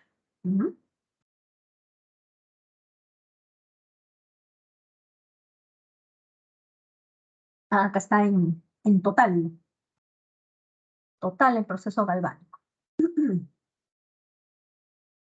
Muy bien. Reacción neta. Bien. Ahora, cuando yo tengo una celda galvánica, ¿no? Necesitamos, para expresar un proceso de este tipo, un diagrama. Se habla de un diagrama de celda, que no es otra cosa que una expresión que me permita saber quién se está oxidando, quién se está reduciendo, quiénes son los electrodos y quiénes son los electrolitos, ¿sí? Entonces, a partir de esta reacción neta, a partir de este ejemplo, vamos a decir que por convención dentro del campo de la electroquímica, y esto no lo podemos cambiar, y es pregunta de examen, la reacción que ocurre en el ánodo, la semicelda anódica, va siempre a la izquierda. ¿Ya? Yo no puedo colocar aquí a la izquierda la semicelda del cátodo, no, porque por convención a la izquierda primero va la semicelda anódica. ¿Ya? Es decir, ¿no? Donde ocurre, ¿no? La oxidación. Y a la derecha irá la reacción de reducción, ¿no es cierto? Que ocurre en el cátodo, la semicelda catódica. En los extremos van los electrodos, en la parte interna, electrolitos, tal cual. Y no olvidar esta doble flecha oblicua, ¿no? Chicos, entonces, esto es por convención, esto no lo podemos cambiar. ¿Bien? Y por supuesto, el hecho de que entre paréntesis va el estado, ¿no? El estado de cada uno. Fíjense, cada acuoso, la concentración, acuoso, la concentración. Es un diagrama de celda. También pregunta muy frecuente, ¿no? Y aquí la pregunta, ¿no? Que puede surgir, ¿y cómo sabemos quién se va a oxidar y quién se va a reducir, profesora? Si tenemos, ¿no? Dos metales, por ejemplo. ¿Quién se oxida y quién se reduce? Tengo cobre, por ejemplo, tengo, no sé, cadmio y níquel, ¿no? Que son metales de transición. Tengo aluminio y zinc, ¿no? Tengo, no sé, cobre y plata. ¿Quién se va a oxidar y quién se va a reducir? Para eso tenemos esta tabla de potenciales de reducción estándar. No se espera, por supuesto, que ustedes lo memoricen, pero que sí lo interpreten. ¿Cómo se interpreta? Cuanto más positivo es el potencial estándar de reducción, mayor será la tendencia de la sustancia a reducirse. Es decir, a mí me dan un ejercicio, ¿no es cierto? Me dicen, establezca el diagrama de celda, o diga quién se deposita en el ánodo o en el cátodo. Para eso, lo primero que yo tengo que hacer son las semirreacciones, ¿no es cierto? Ok, entonces, ¿qué dato me dan? Me van a dar a mí, por ejemplo, vamos a tomar estos dos casos. Fíjense, me dan estas dos semirreacciones con sus respectivos potenciales estándar de reducción. Y entonces aquí, yo no he hecho este ejercicio, ¿no? La profesora hizo de otros, pero no hizo de estos dos elementos. Bueno, en este caso, no tenemos que memorizar, chicos. Recordamos, cuanto más positivo, a ver, entre los dos son negativos, pero ¿cuál es el más positivo? ¿Cuál se acerca más a cero? Claro, se acerca más la semirreacción del cadmio, porque es menos 0,4, menos 0,40. En cambio, el hierro es menos 0,44. No, la más positiva, acá le voy a colocar la más positiva entre estas dos, es la del cadmio. Por lo tanto, al ser ella, ¿no? La semirreacción más positiva, será la sustancia que se reducirá. ¿Se dan cuenta? De esa forma se interpreta. Si a mí también me dan aquí, me dan, por ejemplo, me dan cobre, que es muy frecuente, y me dan plata, ¿cierto? Y ahora, ¿cuál se oxida y cuál se reduce? Pero recuerden, el ejercicio les va a dar hasta el potencial de reducción. El potencial estándar de reducción se los da el ejercicio. Entonces yo comparo, a ver, ¿cuál es el más positivo? Ah, acá sí es más fácil, ¿no? Porque está en la parte positiva. Ah, la plata es más positiva. Por lo tanto, entre cobre y plata, la plata será aquella sustancia que se reduzca. Y el cobre, pues se tiene que oxidar, ¿no? Así. Ahí no hay mayor. Y si, profesora, y si me dan uno, por ejemplo, me dan el litio, a ver, puede ocurrir, ¿no? Me dan el litio y me dan el cobre. Pues claramente, ¿no? Aquí, si este es el más positivo, el cobre es el más positivo, más 0,3. En cambio, el litio, pues menos, ¿no? Fíjense, está al extremo, ¿no? Muy bien. Sigamos, entonces ya sabemos a partir de los valores de potencial estándar de reducción, yo puedo interpretar quién se va a oxidar o quién se va a reducir. Miren, aquí me están dando los potenciales estándar de reducción del zinc y del cobre. Me dan acá los valores. Fíjense, uno negativo y el segundo positivo. Y entonces, a ver, entre los dos, ¿cuál es el más positivo? Claramente aquí no hay mucho que ver porque pues el más positivo es el cobre, ¿no es cierto? Por lo tanto, el cobre será el que se reduzca, ¿ah? Y es perdón, el cobre es el que va en el cátodo, acá está en el cátodo. Y el zinc será el que, ¿no? Vaya al ánodo. Acá reemplazamos, ¿listo? Y por lo tanto, el potencial estándar de celda, fíjense, ¿ah? ¿Cómo se establece el potencial? Es la diferencia del potencial de reducción, que es lo que ocurre en el cátodo, menos el potencial de reducción de ánodo. Entonces acá simplemente reemplazamos nuestros datos. Listo. Ya está, ¿no? Este es mi potencial estándar de celda. Y se denota de esta forma, chicos. La E con el celito arriba, celda. ¿Listo? Ya esto a partir, pues, de la tabla, ¿no? A partir de los valores de quién es el más positivo. Ah, el más positivo es el que se va a reducir. Muy bien. Empecemos. Ejercicio 1, chicos. A ver, sus respuestas, sus respuestas. Minuto.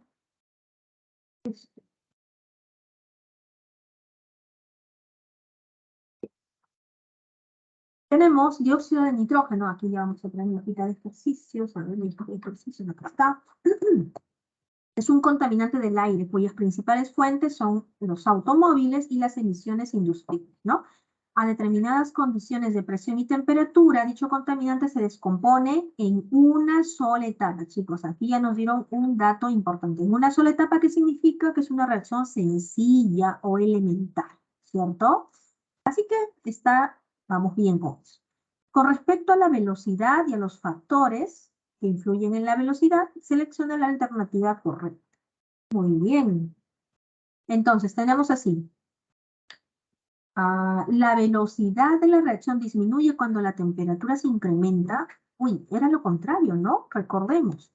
Era lo contrario porque cuando incrementábamos la temperatura, hacíamos que ocurrieran más colisiones, ¿no? Y por lo tanto, la velocidad de reacción aumentaba. Así que esto, no. La velocidad de reacción disminuye al agregar un catalizador. Chicos, cuando yo agrego un catalizador, ¿qué hago con la velocidad de reacción? Aumenta, no disminuye, ¿no es cierto? Así que eso también está mal, falso. No es correcto. A ver, tercero dice, su velocidad, su ley de velocidad se expresa como, a ver, la ley de velocidad. Recordemos, la ley de velocidad de reacción se expresa en función a, ¿no? Una constante, ¿no?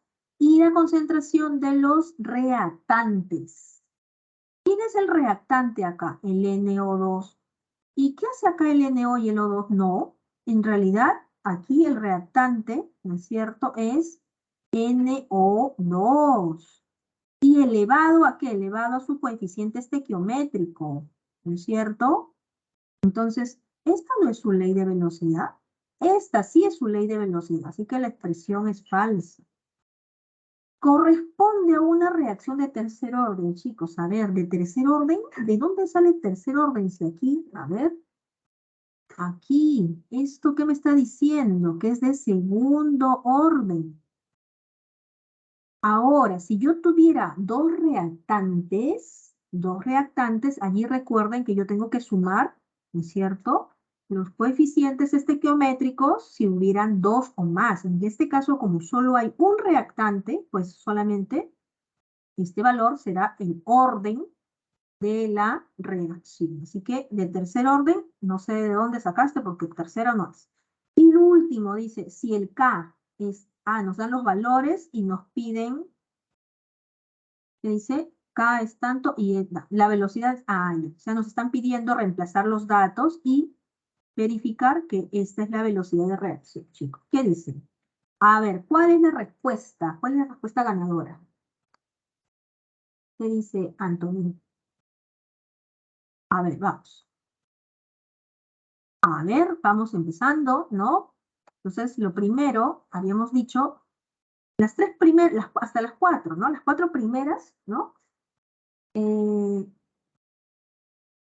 Les hemos comentado aquí la velocidad de reacción, voy a colocarla acá. La velocidad de reacción es igual a, es proporcional, habíamos dicho, a la concentración de los reactantes elevado al coeficiente estequiométrico, ¿cierto? Por eso la afirmación C es incorrecta y la D, cuando dice corresponde a una reacción de tercer orden, tampoco, ¿no? Porque el orden es este. Este es el orden de la reacción. Orden. Y para la última tenemos que hacer un cálculo, nada más. A ver, hagamos nuestro cálculo. Reemplazamos K, nos están dando K. Aquí solamente tengamos cuidado, acá está elevado al cuadrado, ¿va? Entonces tenemos que elevar al cuadrado. Muy bien. Y efectivamente, ¿sí? Hacemos un cálculo y esta es la afirmación correcta, ¿sí? La afirmación correcta.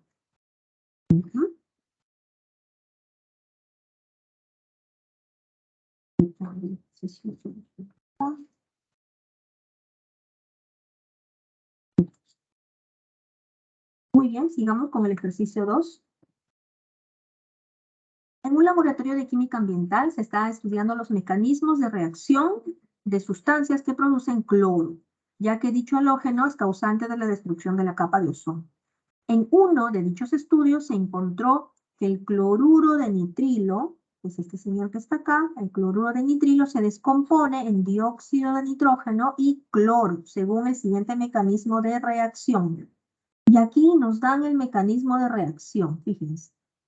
Nos dan el mecanismo de reacción y nos dan dos reacciones indicándonos que una es la etapa lenta y una es la etapa rápida. Pero fíjense lo que nos dan. Nos dicen, según el siguiente mecanismo de reacción. Cuando nos dicen el mecanismo de reacción, ¿no? Nos están hablando justamente de esas etapas. aquí tengamos cuidado. ¿Por qué? Porque aquí primero no tenemos la reacción global. Lo que tenemos son las etapas de la reacción, ¿no? Mecanismos o etapas. ¿Listo? Muy bien. Y nos piden determinar el valor de verdad o falsedad, ¿no? A ver, vamos con eso. A ver, vamos a analizar un poquito. La ley de velocidad. Ajá, la ley de velocidad es, recordemos, en una reacción de tipo compleja, como es esta, ¿no? Un mecanismo complejo, mm, ¿quién o qué etapa es la que determina la ley de velocidad de reacción? ¿La reacción global o acaso la etapa lenta? Claro, chicos, la etapa lenta, ¿no? La etapa lenta es la que determina la ley de velocidad de reacción. Entonces, aquí la etapa lenta tengo solamente este constante, ¿no es cierto? Y, a ver, NO2 cloro y tiene acá, ¿no es cierto? 1. ¿Por qué 1, profesora? Ah, porque tiene coeficiente estequiométrico 1. Coeficiente estequiométrico 1. Muy bien. Entonces, ¿en la velocidad? Sí, esto es correcto. Esto es correcto. La especie intermediaria es NO2. A ver, chicos, justo hablamos de la especie intermediaria. A ver, ¿quién aparece y quién se consume? A ver, tengo NO2, un átomo de cloro. Luego tengo NO2, ¿no? Y cloro. Uy, ¿quién está apareciendo y desapareciendo? Chicos, fíjense aquí, esto es un átomo. Acá voy a colocar átomo, ¿ah? Un átomo de cloro. Acá también yo tengo un átomo de cloro.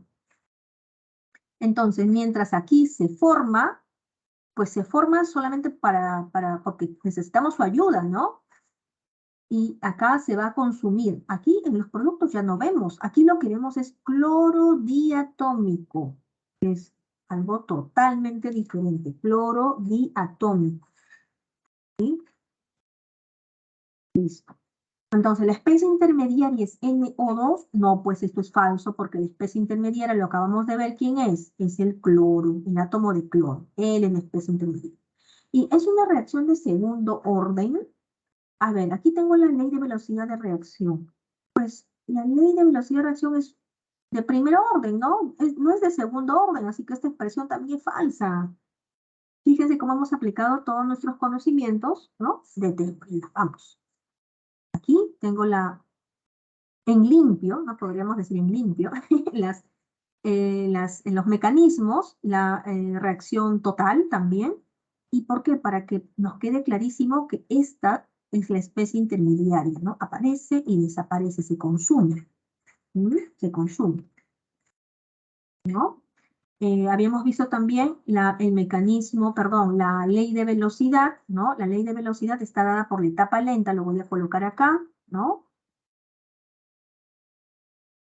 K por la concentración de N2 cloro, ¿no? Elevado a la 1, ¿no? Sí. Esta es la velocidad, la ley de velocidad y también es una reacción de primer orden, ¿no? No de segundo, como dice. Muy bien, pasemos al ejercicio 3. Al ejercicio 3, vamos. Vamos un momento.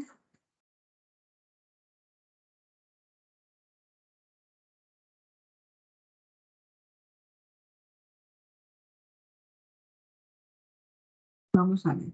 Ejercicio 3, a ver, chicos. Un momento, chicos.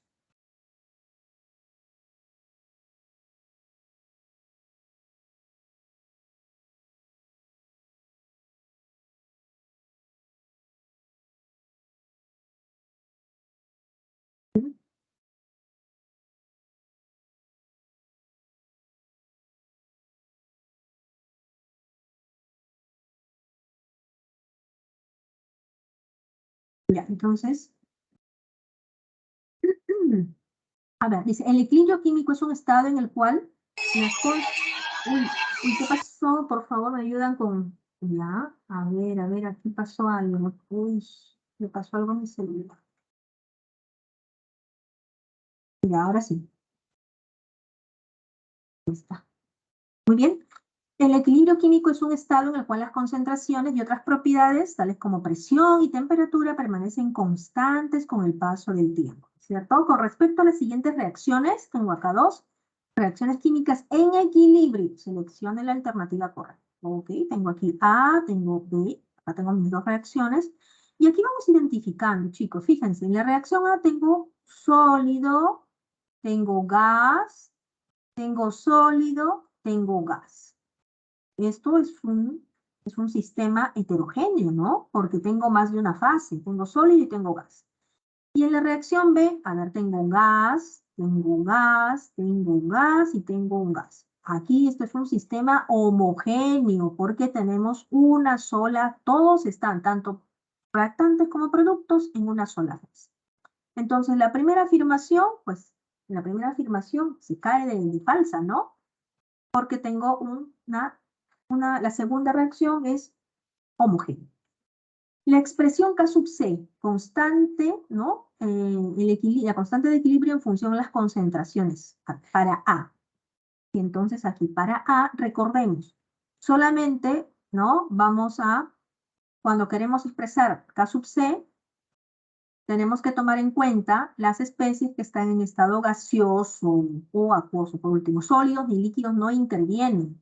Ellos no intervienen. Y acá pues me están dando una expresión totalmente diferente. ¿Cómo sería realmente el K sub C aquí? El K sub C correcto sería, ¿no es cierto? H2S. Ah, pero aquí me falta balancear. Oh, ok, no lo voy a colocar mejor. Mejor en la siguiente diapositiva que ahí se está. Aquí falta balancear porque tengo que colocar los coeficientes estequiométricos. Listo. Mejor en la siguiente diapositiva donde tenemos esto un poquito más resuelto. Vamos a ver. Y entonces acá ya yo con colores, ¿no? Esto, ¿no? Esto es homogéneo, esto es heterogéneo. Heterogéneo. Listo. Entonces recordemos, el K sub C, ¿no? Va a estar en función a la concentración de productos reactantes que están en fase gaseosa elevados a sus coeficientes estequiométricos. La primera afirmación ya habíamos visto que era falsa, ¿no? Es incorrecta. La segunda afirmación, chicos, aquí ya lo tenemos balanceado, ¿no? Recordemos que tenemos que balancear nuestra reacción. Y intervienen, pues, solamente las especies gaseosas de esta reacción A. Entonces, el K sub C será H2S elevado a la 6 entre H2 elevado también a la 6. Entonces, aquí esto que está acá, incorrecto. El K sub P para B. En B sí es un sistema homogéneo, no hay problema, entonces todos se toman en cuenta, simplemente que tenemos que expresarlo en función a la presión parcial. Pero también es incorrecto, ¿por qué? Porque en el numerador tienen que ir los productos. En el numerador van los productos. Y en el denominador van, ¿quiénes? Van los reactantes, ¿no es cierto? Los reactantes. Así que ese es el error de esta expresión. Aquí está al revés, ¿no? Arriba están los reactantes y luego los productos. No, primero los productos y luego reactantes. A ver, luego tenemos D, dice, para la reacción A se cumple. A ver, vamos a ver. Esta expresión, recordemos, está en función al número de moles, ¿cierto? Esta expresión, ¿no? Acá tenemos la expresión, esta es la expresión. Y para esto, recordemos, yo tengo que tener acá mi estequiometría bien, bien, bien. ¿Por qué? Porque yo voy a hacer la diferencia, este diferencial de N se refiere al diferencial del número de moles. Listo, acá tengo mi reacción bien, iba a decir calibrada, balanceada, es el término correcto, ¿no? Y entonces, en los productos tengo, ¿no? A ver, esta especie no se toma en cuenta, recordemos, esta especie tampoco. Acá tengo 6, ¿no? 6 de los productos y 6 de los reactantes. La diferencia es 0. Entonces, simplemente RT elevado a la 0, cualquier cosa elevado a la 0, 1. ¿No es cierto? Esta expresión pasa a ser 1. Y entonces aquí K sub P es igual a K sub C. Y la última afirmación, claro, esta sí es correcta porque nos están dando los datos de presiones parciales y nos preguntan este realmente es el caso P, y claro, aplicamos, se van las atmósferas y queda 4, ¿no? A ver, acá hay una preguntita. En una reacción de equilibrio siempre es lenta la primera fase. Normalmente sí, normalmente es lenta, pero recuerden que a ustedes les van a precisar. ¿Por qué les tienen que decir quién es la reacción lenta? Porque a partir de la reacción lenta, ustedes pueden establecer cómo, ¿no?, calcular la ley de velocidad de reacción. Si ustedes no saben quién es la reacción lenta, o sea, la única forma sería que estuvieran en el laboratorio, ¿no? Y que experimentalmente, pues, encontraran esos datos.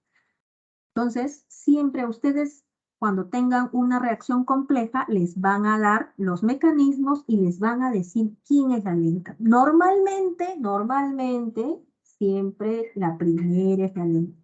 Pero, fijémonos, ¿no? Porque podría ser, ¿no? Nos van a dar reacción y al ladito el término lento y rápido.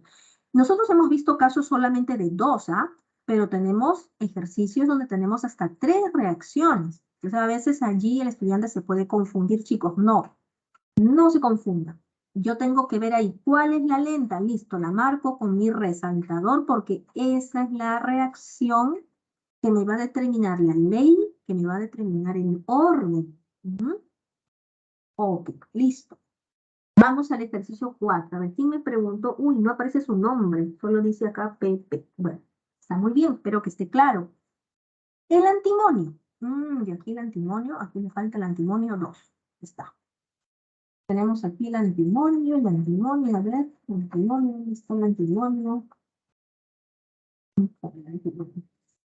Está. El antimonio tiene diversos usos, se emplea para fabricar aleaciones destinadas para piezas de embrague, ¿no?, y frenos. También se utiliza para la obtención de diodos y detectores infrarrojos. Dicho semimetal se obtiene a partir de la reducción del óxido de antimonio 3, según la siguiente reacción. Y aquí, fíjense la pregunta, indique la acción que aumentaría la acción o acciones, podría haber más de una, que aumentaría la producción de antimonio. Aquí estamos hablando claramente del principio de Le Chatelier y el equilibrio químico. Es decir, ¿qué factores externos? Fíjense ustedes acá las opciones, ¿no? Temperatura, incremento de la concentración del monóxido, catalizador, disminución de la presión. ¿Cuál de estos factores va a hacer, pues, que tengamos más antimonio? Por supuesto que el conocimiento de estos factores ayuda muchísimo en la industria, ¿no? Porque ustedes saben que en la industria siempre vamos a querer producir más. Entonces, manejamos estos factores para mejorar la producción en este caso, del antimonio, ¿no? Vamos. Entonces, estamos hablando, insisto, del principio de Le Chatelier. Y lo que yo quiero es más antimonio. Muy bien. Ahí está el antimonio en círculo para que no se nos, ¿no?, escape. Solo tengamos en cuenta algo, que esta es una reacción, tengo estos 2 reactantes, y esta reacción requiere calor, es una reacción endotérmica, así que tengamos en cuenta este factor aquí, calor, es importantísimo. Listo, dice, si se quiere aumentar la producción de antimonio, entonces, ¿qué tengo que hacer? Tengo que, el equilibrio, desplazarlo ¿hacia dónde? Hacia la derecha. Entonces, ¿cuál va a ser mi tarea o mi análisis? Tengo que analizar cuál de estas acciones, de estas 4 acciones, hacen que el equilibrio se desplace hacia la derecha, ¿cierto? De acuerdo a Le Chatelier. Esa es la tarea, eso es lo que tenemos que empezar a analizar. Vamos acá. Vamos a colocar. Entonces, disminución de temperatura, chicos. ¿Dónde está aquí? ¿Qué pasa con nuestro sistema? Nuestro sistema requiere calor. Entonces, si yo disminuyo el calor, entonces, ¿qué es lo que va a ocurrir con nuestro sistema? Al disminuir calor, ¿no es cierto?, significa que va a reaccionar, bueno, va a reaccionar también menor cantidad, pues, de estos reactantes, pero para compensar ese efecto de disminución, de pérdida, pues el sistema va, ¿no?, desplazarse hacia la izquierda. ¿Para qué? Para tratar de generar calor, que es lo que le está faltando a mi equilibrio. Entonces, a la izquierda no, esto a mí no me conviene, ¿no? Entonces, yo quiero algo que lo lleve hacia la derecha. Listo. Listo, adición de monóxido de carbono. Ok, aumentamos aquí, agregamos, incrementamos el monóxido de carbono. Entonces yo incremento el monóxido de carbono, que está en el producto, y entonces, ¿qué es lo que va a ocurrir con el sistema? Al haber una gran concentración, ¿recuerdan? En el equilibrio nosotros vamos a siempre tratar de mantener las concentraciones, ¿no? De reactantes como de productos. Entonces, al haber un incremento acá, uy, inmediatamente pues el equilibrio se va a la izquierda para tratar de compensar ese incremento. Entonces también se va hacia la izquierda. Uy, no, entonces eso tampoco nos conviene. Tercero, la adición de catalizador, chicos. ¿Qué provoca el uso de un catalizador? Solamente incrementa la velocidad, directa o inversa, ¿no? Pero no altera el equilibrio químico, que fue algo que resaltamos en la teoría, ¿ya? Entonces el catalizador solo incrementa la velocidad, más no provoca, ¿no? Ningún cambio en el equilibrio químico. Así que, tampoco. Y la última, la disminución de la presión. Ah, ¿qué pasa en la presión? La presión está relacionada a los gases, ¿no? A una fase gaseosa. A ver, este es sólido, este es sólido, este es sólido. Ah, acá tengo gas. Entonces, la disminución de la presión desplaza el equilibrio químico hacia la formación del mayor número de moles gaseosas. ¿Dónde tengo yo gases o sustancias gaseosas? Aquí, en el producto. El monóxido es un gas, es el único que es gas.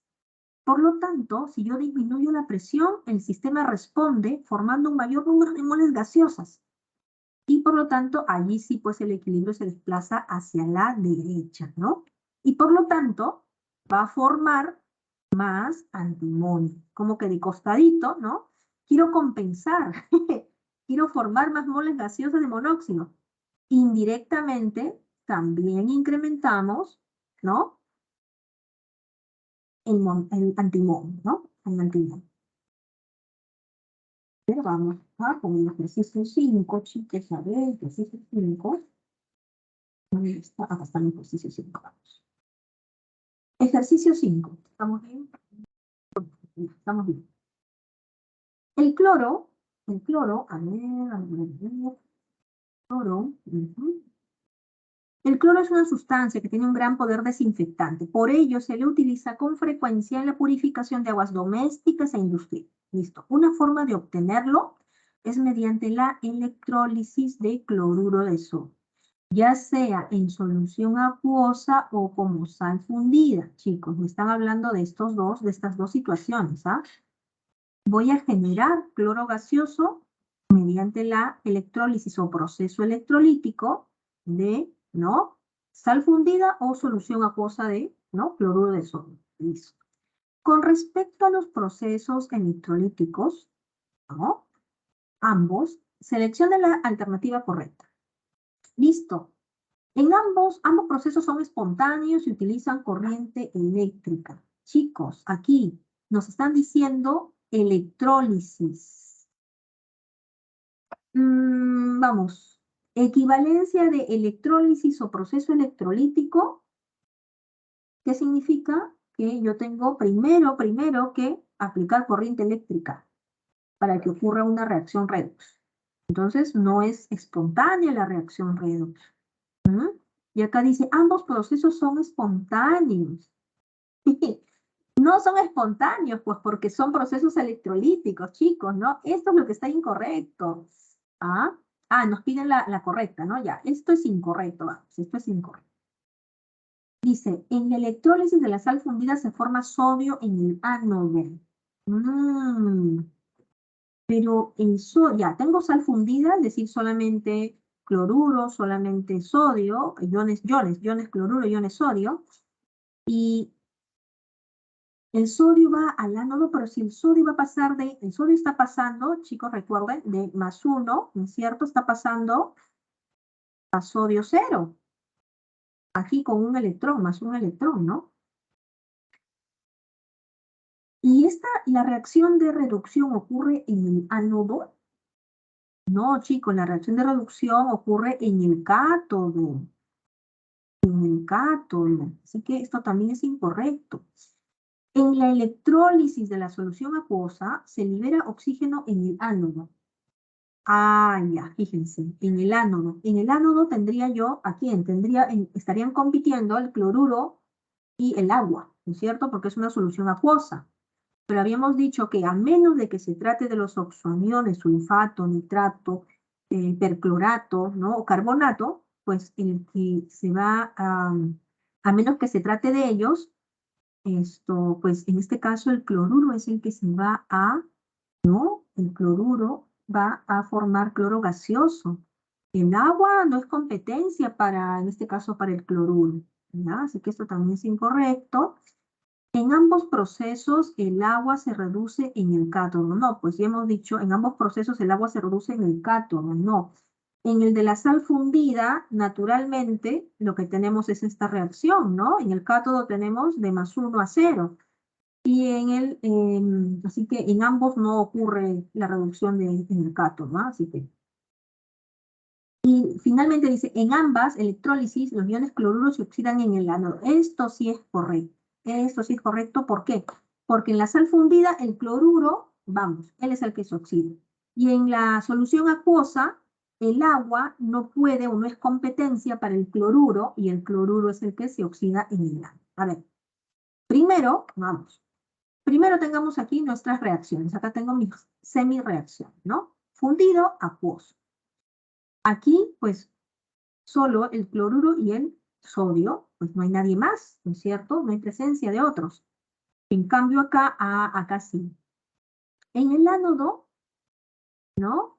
El cloruro, ¿por qué? Porque no tenemos los oxoaniones, habíamos dicho. Y en el caso del cátodo, aquí sí, pues, ¿por qué, profesora? Porque tengo un elemento, ¿no? Del grupo 1A, 2A o aluminio, ¿no? +3. Solo en ese caso, ¿no? El agua es el que se va a reducir, formando acá hidrógeno diatómico. Y fíjense qué importante es identificar. Y esto, nuevamente lo voy a colocar acá, pero ¿para qué? Para que ustedes vean aquí. Cuando vean AC, es acuoso. Cuando vean aquí NaCl entre paréntesis líquido, es que es cloruro de sodio fundido, ¿no? No hay nadie más. ¿Ah?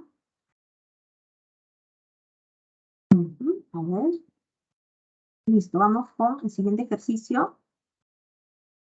Ahí está. El niquelado electrolítico es el recubrimiento de una superficie metálica con níquel. Para ello, la pieza metálica debe actuar como cátodo, claro. La pieza metálica actúa como cátodo y sobre su superficie, pues, se deposita, ¿no? Dicho recubrimiento se emplea en la protección contra la corrosión y para darle mayor estética al material recubierto debido a su brillo. ¿Quién no quiere ahí, no?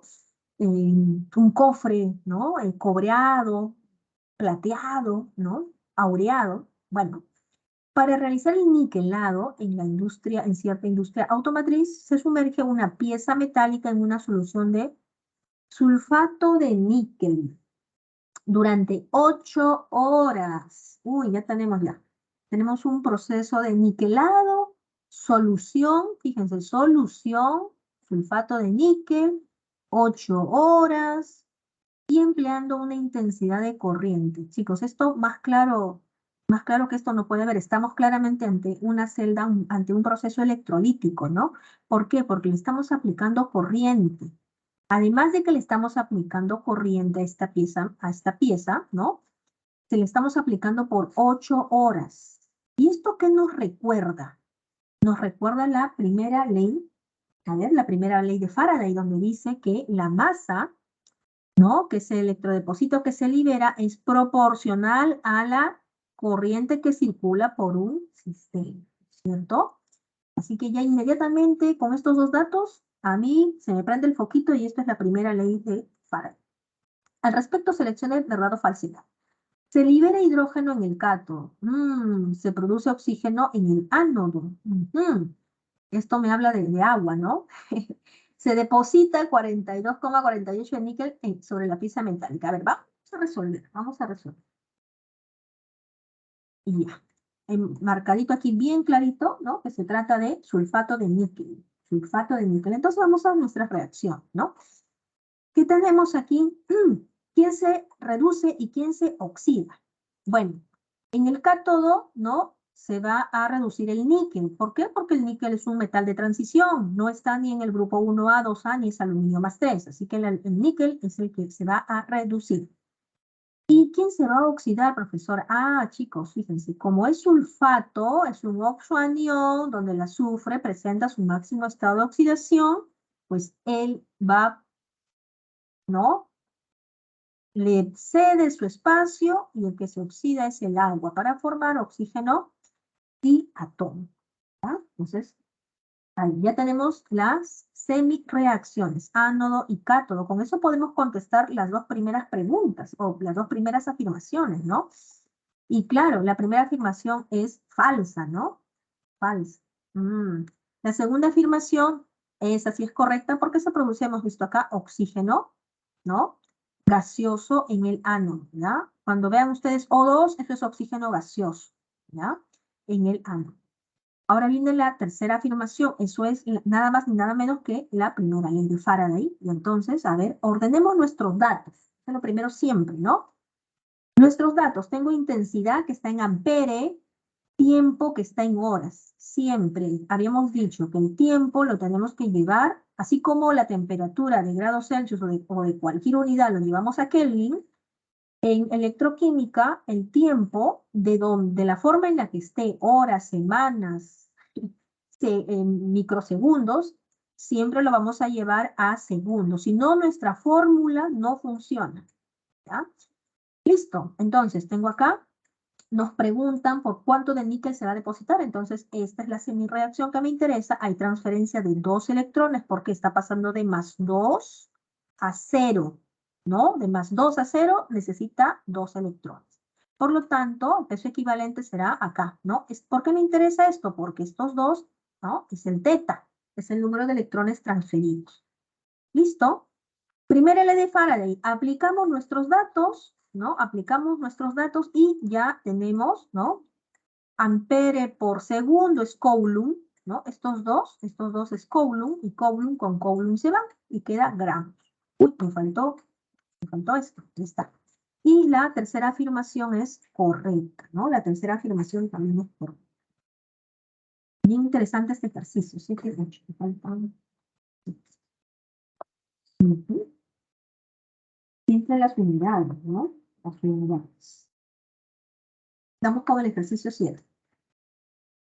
Ya, tengo aquí nitrato de plata, es una sal utilizada en joyería para depositar plata mediante electrólisis sobre diversas superficies, ¿no? Para producir adornos, estos marcos de plata, recubrimientos sobre anillos, aretes.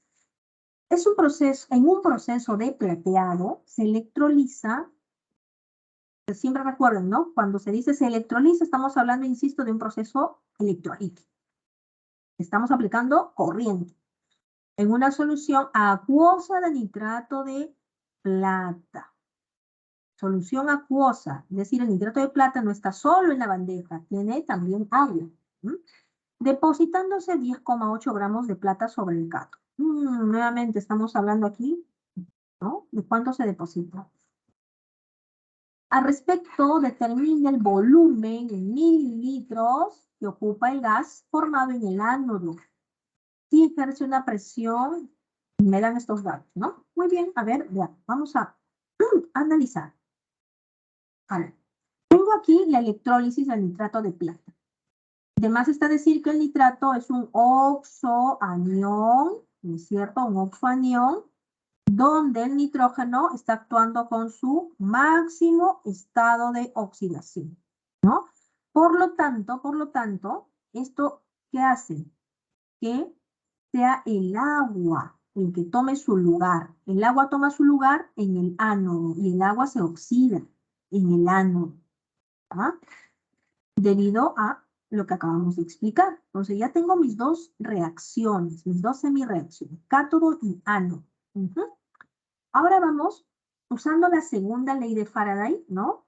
Que dice que la masa, ¿no? En una celda electrolítica, en un electrodo, la masa, en este caso de plata, entre el peso equivalente de la plata será igual a la masa del oxígeno diatómico entre su peso equivalente. Pero para aplicar esta formulita que yo tengo acá, necesito, ¿qué? Necesito los pesos equivalentes. Y acá lo tenemos, profesor. En caso de la plata, se transfiere un electrón, peso equivalente, y en el caso del agua se transfieren 4 electrones. ¿Listo? Ya tenemos los pesos equivalentes. ¿Qué hacemos? Simplemente reemplazamos en esta fórmula. Aquí es reemplazar. ¿Y por qué estoy haciendo esto? Porque quiero obtener la masa de oxígeno diatómico. Ya tengo la masa. Profesor, ¿y por qué nos estamos yendo hacia el oxígeno? Claro, porque fíjense que el ejercicio que nos pide, nos dice, determine el volumen que ocupa el gas formado en el ánodo. ¿Quién se está formando en el ánodo? Se forma oxígeno diatómico.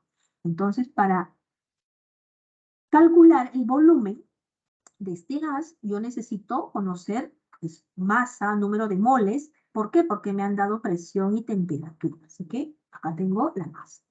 Calculando el número de moles, ya tengo el número de moles, y ahora sí reemplazo todos mis datitos en la ecuación de estado. La ecuación de estado, recordemos, presión, volumen, pavo ratón, ¿no? Así, pavo ratón. Despejamos volumen, despejamos el volumen, que es lo que yo quiero, reemplazamos nuestros datos. A ver, aquí cómo van nuestros datos. A ver, a mol se va con mol. Litros no, porque litros es lo que justamente yo quiero. A ver, está. No debía borrar eso. Atmósfera se va con atmósfera. Kelvin con Kelvin, ya tengo litros. Ahora, solo hay que tener cuidado porque el ejercicio me pide, ¿no? Ese 7, me pide expresarlo en mililitros, así que lo llevo a mililitros y además, ustedes fíjense, las opciones de respuesta están dadas en notación científica. Por lo tanto, de acá a acá, la única diferencia es que está en mililitros, pero expresado, ¿no? En notación científica, es decir, en base 10, ¿ya? Base 10. Y vamos al último ejercicio, a ver el ejercicio 8. Estamos con el ejercicio 8. Muy bien, estamos con el ejercicio 8.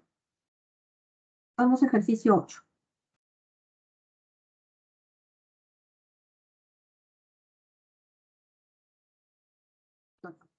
En un laboratorio de electroquímica se construyen pilas destinadas al funcionamiento de una linterna, cuyo voltaje mínimo requerido para el encendido es 4,68 voltios. Para la construcción de dicha pila se utilizan electrodos de zinc y plata con los siguientes potenciales. Ya. Zinc y plata con los siguientes potenciales. Muy bien. Fíjense que nos están dando las semireacciones y nos dan el potencial.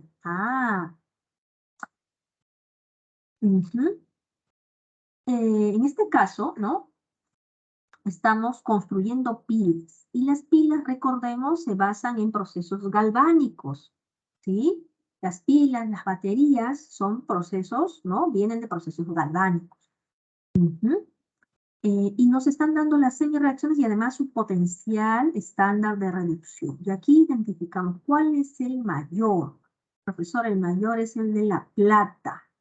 Él es el mayor. Por lo tanto, él será el que tenga mayor tendencia a reducirse, ¿cierto? De acuerdo a la tabla que hemos visto. Muy bien, ya hemos identificado quién tiene mayor tendencia a reducirse. Muy bien. Con respecto a la pila construida, selecciona el valor de verdad o falsedad. Listo, vamos a analizar esto. Vamos a analizar. Primero tenemos aquí, ¿quién habíamos dicho? Perdón, la plata, ¿no? Aquí está. Entonces la plata se está reduciendo, ¿no? Se reduce de +1, ¿no? Fíjense, de +1 pasa a plata 0, ¿no es cierto? Esta es una reacción de reducción y ocurre en el cátodo. Y el zinc, pues, ahí, tranquilo, no le queda, pasa de 0 a +2, él se está oxidando y esta reacción ocurre en el ánodo, ¿no? A ver, para poder obtener la reacción general, recuerden que tenemos que balancear las masas, ya están balanceadas las cargas. Acá tengo 1 y acá tengo 2, entonces tengo que multiplicar aquí por 2, ¿no? Para que tenga yo aquí 2 electrones, y solo en ese momento podemos anular y ya están balanceadas las cargas, ¿no? A ver, esta es mi ecuación, mi reacción general. Vamos a calcular su potencial de celda. Entonces, en el cátodo, ¿no es cierto? Está la plata con un potencial de reducción estándar de +0,8. menos, en el ánodo tengo menos 0,76. Listo, y he calculado el potencial de celda, ¿no? Más 1,56. Más 1,56. Entonces, a ver, momento.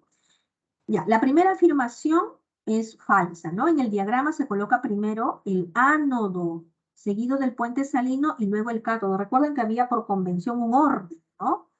Por convención tenemos un orden, ¿no? Y este es el orden correcto, ¿ya? Este es el orden correcto. No puede ir primero el cátodo y después el ánodo. No, primero va el ánodo y luego el cátodo y el puente salino.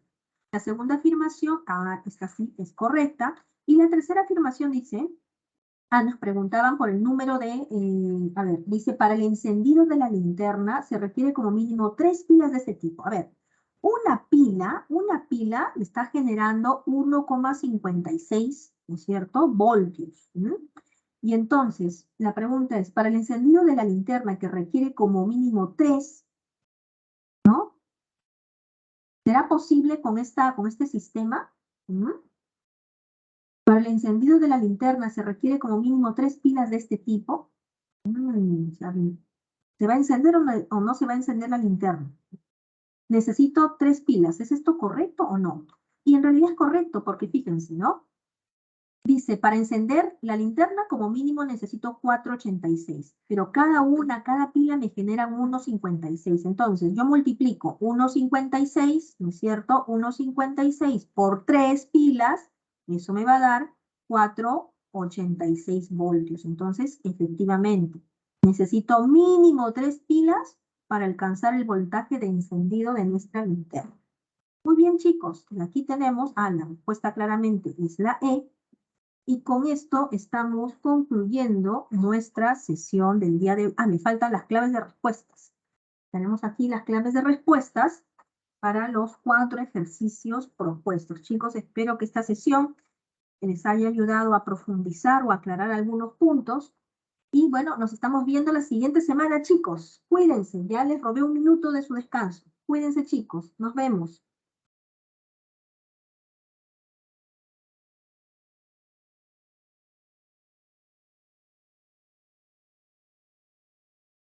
Gracias, Carla.